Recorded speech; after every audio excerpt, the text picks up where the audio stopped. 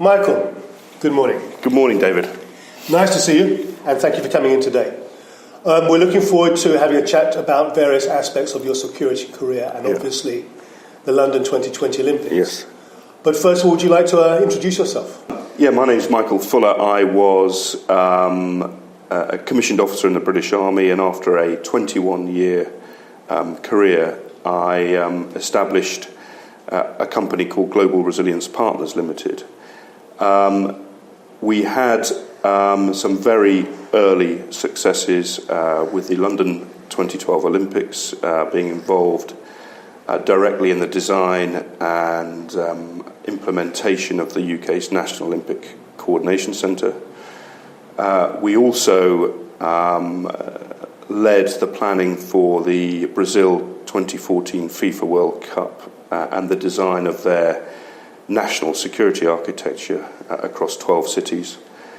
And we were also fortunate enough to work in the Middle East with critical national infrastructure, oil and gas, for the Kuwait Petroleum Corporation around designing their emergency response mechanisms and architecture.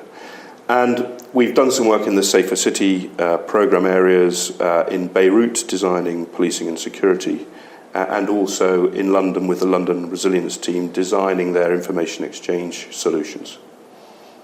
To do with 2012, London 2012, how early were you brought in?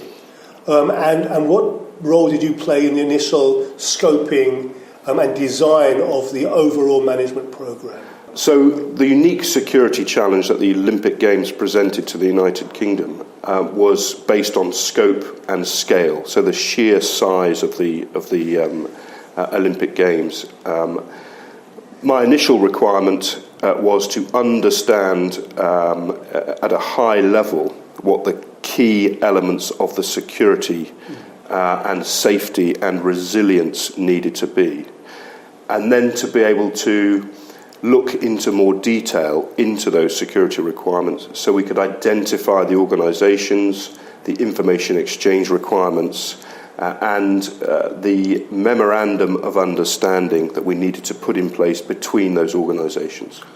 Okay, so two questions then. First of all, looking back, did you actually understand what was required at the beginning, or did that emerge as you were going through the process?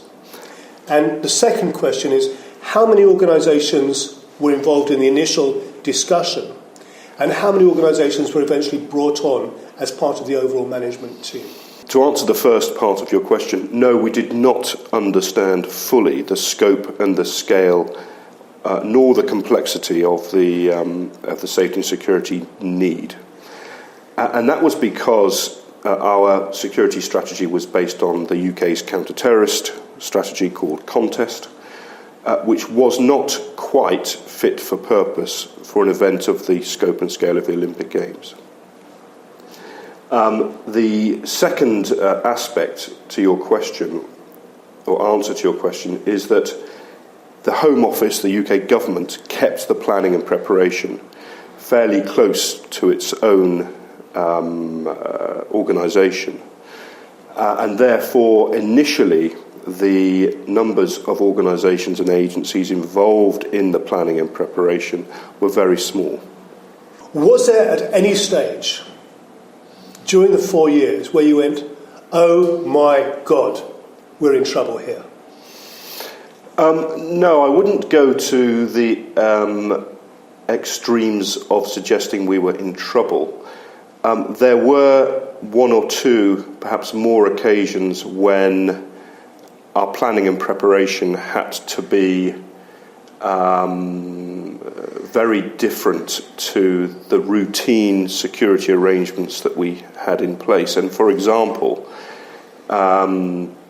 because we were putting in place with the National Olympic Coordination Centre a new level of coordination function, there were legislative arrangements, so legal arrangements that we had to amend so that our central government had access to information at a much faster timescale, shall we say, than they originally would have had.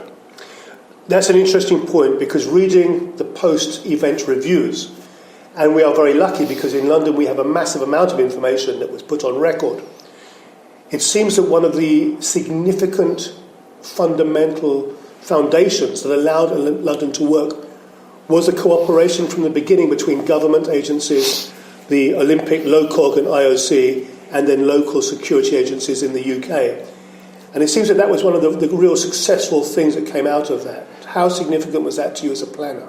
It was essential that we had that understanding and cooperation in place from a very early stage. But what I would like to say is you're absolutely right. The domains, as they were called, that were designed to establish a safe and secure delivery of the Olympic Games worked very well together. What took a lot more time was to get the engagement and understanding from the 19 agencies that had to come together in order to deliver a safe and secure games through the effective information exchange and effective collaborative planning and preparation.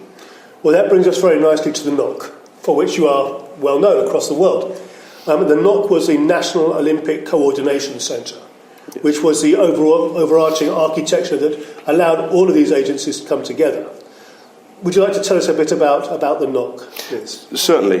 The NOC was, as I mentioned, a new and unique capability, and I think I'm right in saying that nothing like the NOC had been in place since the end of the Second World War.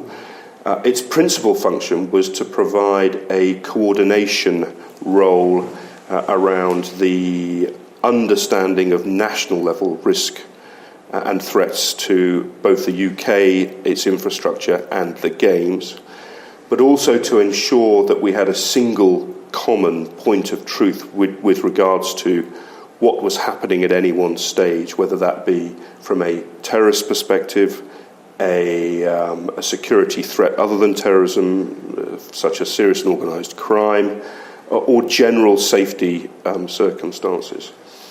It comprised upwards of 400 people once you take into consideration the shifts, the patterns that we had to work on a 24/7 basis. And it was also made up of 19 critical security and safety organisations. Two questions from that then. Was there a problem integrating what one might call restricted information, intelligence, and sharing that within a wider community?